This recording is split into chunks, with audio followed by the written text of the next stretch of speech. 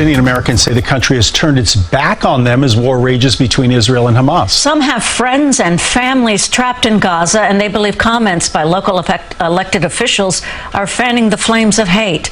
CBS 2's Christina Fan shares their struggles.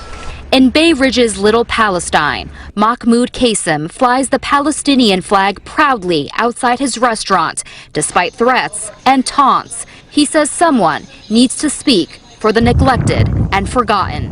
If I'm fighting for something wrong, I would be the first person to close my store and took all these flags down.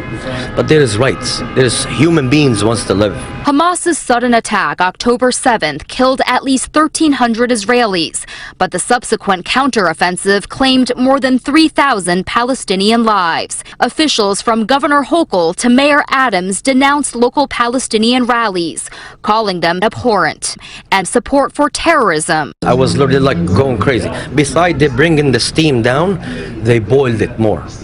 Look what happened. If they acted right from the beginning, a 6-year-old kid wouldn't be stabbed in Chicago, Illinois. President Biden announced $100 million in humanitarian assistance for Gaza and the West Bank on Wednesday.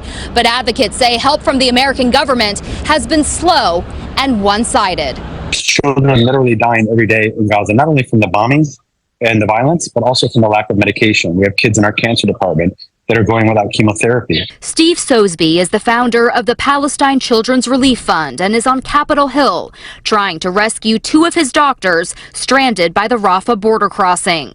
While the State Department is arranging charter flights for U.S. citizens in Israel, he says Americans in Gaza have been forgotten. There's only one side in this issue. That's the side of humanity. There's only one issue here, which is equality. Values Palestinian Americans hope everyone in this country can uphold during this conflict. Christina Fan, CBS 2 News.